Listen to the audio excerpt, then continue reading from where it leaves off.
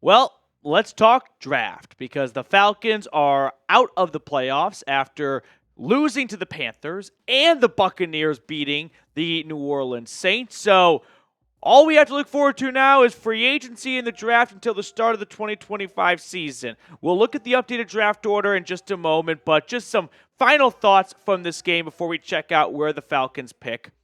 Disappointing to lose and have yet another losing season. I mean, it felt like, all right, at least finish 9-8, and if the Bucs win, so be it, but at least the losing stench kind of gets away. Oh no, Carolina wins the coin toss and marches down the field in overtime, and they punch it in to win the game, and the Falcons once again have another losing season. So yeah, it's not 7-10 Arthur Smith, it's 8-9 Raheem Morris with a much more expensive roster. So I think it's fair to start being pretty critical of Raheem Morris. And I don't want to get too nitpicky here, but obviously hindsight being 2020, the Falcons should have gone for two when this game was tied 38-38 with under a minute to go. Because in that moment, sure, the Bucs were in a great spot to win the game, so it really wouldn't matter. But would you rather leave it up to yourself to get a 2-point conversion or leave it up to a coin toss to see if you even get the football in overtime? Personally, with the way Bijan ran that day, 28 carries, 170 yards, and 2 touchdowns, I'd rather end it on my own terms than leave it up to a coin toss.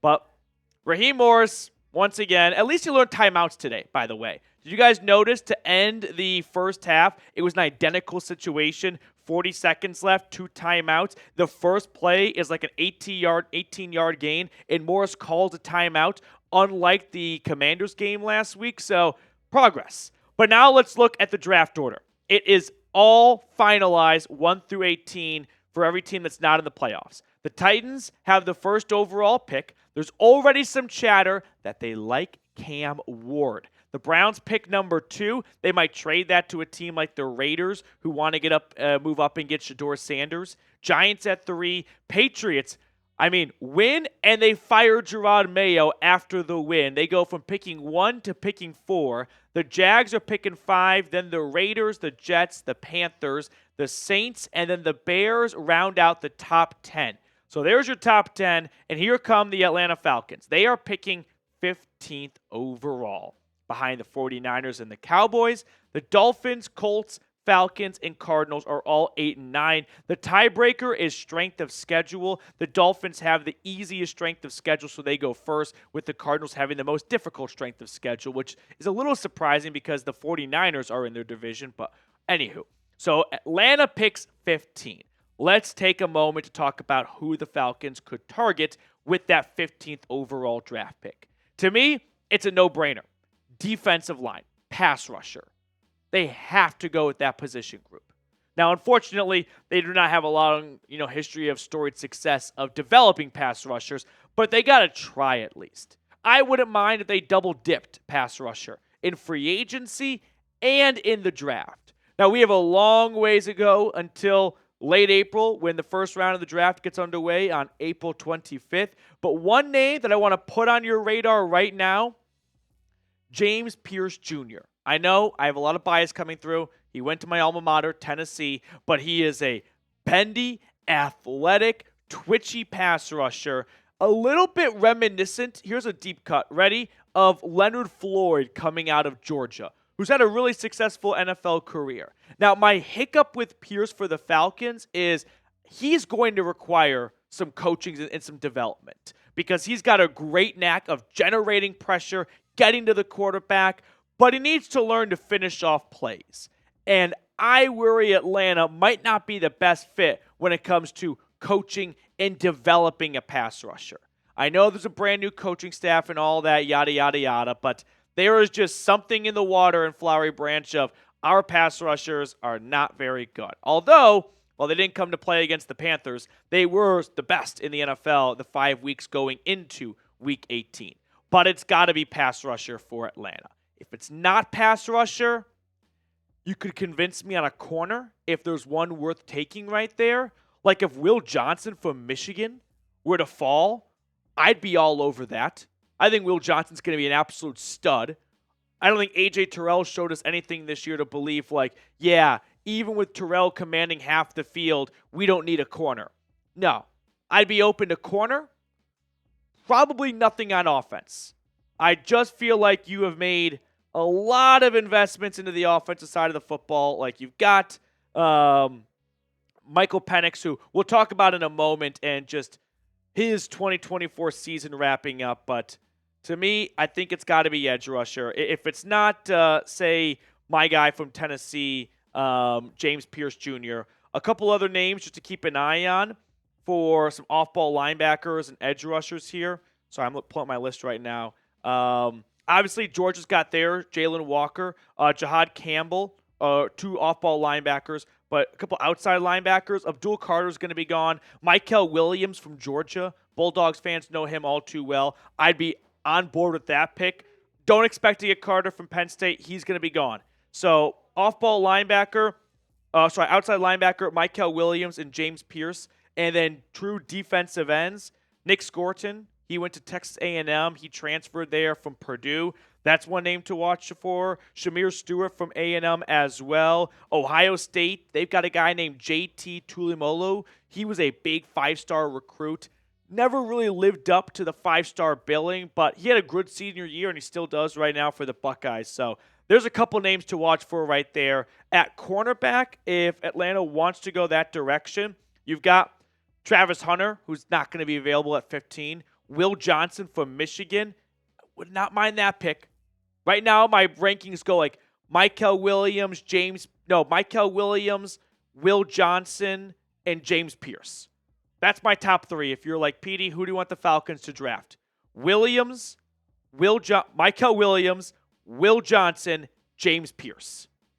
Those would be my top three guys. Defensive end, you drafted Brandon Dorlus. Braylon Trice will be coming off an ACL injury, so he'll be ready to go at outside linebacker, but those are my top three right there. Next up, I want to talk about what we saw from Michael Penix in 2024. But first, I do got to give a quick shout-out to our friends over at PrizePicks. PrizePicks is the best place to get real money sports action.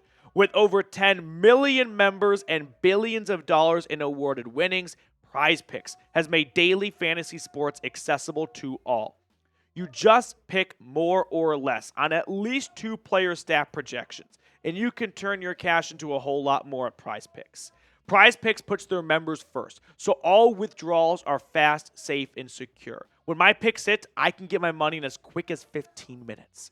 So download the app today and use code CLNS to get $50 instantly after you play your first $5 lineup. All of that information is in the comments and description of today's video. Download the app today and use code CLNS to get $50 instantly after you play your first $5 lineup. PrizePicks. Run your game. So let's talk about Michael Penix, who I thought played very well today. Like 2 games in a row now where fourth quarter, need a game-winning, game-tying drive, and he marches you down the field. So you are seeing the clutch factor come out in his rookie season. That's a big sigh of relief. He's just been unlucky. Like, if Kyle Pitts catches that football, there's no interception against the Giants. If Ray McLeod catches that pass, there's no interception for the Carolina Panthers. Like, he had a bad pick against the Commanders, no question, but he threw 3 interceptions, and 2 of them went through his receiver's hands. So he ends the season with 775 yards, 3 touchdowns, and 3 interceptions. I am encouraged and very upbeat about what I saw from Penix. This season is disappointing, and I'll ask in a moment if you think Raheem Morris should get the axe on Black Monday. But something I can look forward to for next season is number 9. I like the prospect coming out of Washington. I love the gunslinger, deep ball accuracy. In Atlanta, well, I don't know if their plan played out because Penix looks like a good pick at 8, but Kirk Cousins looks like a really bad signing, no question. So his time in Atlanta, by the way, is officially done. He is going to be released. He has a no-trade clause, so Kirk Cousins is not going to allow a trade. He'd rather get released and be signed by wherever he wants to go and stick the rest of his $27 million base salary bill with the Falcons. And whenever team signs him, just pays the vet minimum, and the remaining balance goes to Terry Fontenot and Arthur Blank. By the way, speaking of Terry Fontenot, 8-9, 4 straight years as the GM, 4 straight losing seasons. How many GMs survive 4 straight losing seasons? I can't think of many. I would think it's fair to assume Terry Fontenot should be fired. Now, Arthur Blank is pretty loyal, so maybe he doesn't. He likes this brain trust, and that's kind of the issue here. But 4 straight losing seasons, how can you not change things up here? So I would fire Terry Fontenot if I were Arthur Blank. Now, Raheem Morris. I like Raheem as a guy. He sounds like an awesome coach to play for. Sounds like a great motivator. Excellent leader in the locker room. But wins have to matter at some point. And didn't work out in Tampa, but that was a long, long time ago. I'm not going to hold that against him. That was a decade plus ago. But I am having doubts about whether or not he is the right guy at the wheel for Atlanta. I don't expect the Falcons to fire him after 1 season. But I am kind of bracing for he's probably not the right guy long term. And you don't make a drastic change after 1 season when you finish 8-9. But if they move on from him after next season or 2 years from now, we probably could have saved our time and just fired him right now. And maybe that is the right move when it comes to, hey, will the Falcons be an attractive opening? Like Michael Penix, you've already got that rookie quarterback there or second-year quarterback on a rookie contract. So don't rule out the chance that Morris gets the axe, but there's been no chatter about it from the big wigs of the NFL media world. I don't think we're going to see it happening. If it does happen, I'm not going to be distraught over it, but I'm not going to be distraught if they don't fire him. I don't despise the guy. You go 8-9, you're clearly doing a lot of good things, but there's so many moments over this collapse when they were 6-3. They went, 2-6 to close the year, right? 8-9, 6-3. The last 2-6, the last 8 games, the second half of the year, they finished 2-6. Someone's got to get fired, right? It's kind of like that scene in National Treasure. Like, someone's going to jail. Declaration of Independence was stolen. Someone's got to get fired for another losing season and 2-6 to close out the year. I just want to say thank you to everyone who joined the channel this season. I'm sorry our watch party had to get cut short before, right as overtime kind of got underway. There's a lot of busy games here with Week 18 and almost all of them being played on Sunday with no Monday night. So the studio had to get converted into the later afternoon time slot games. But thank you for everyone that watched all season long with us. We're not going to stop. This is not goodbye. This is not Auf Wiedersehen. We're going to have daily coverage throughout the offseason, so you're not getting rid of this ugly face. But we are going to keep you guys informed all offseason long. But truly, thank you to everyone who subscribed, who joined the channel, who watches daily. You know who you are, and I really want to say thank you.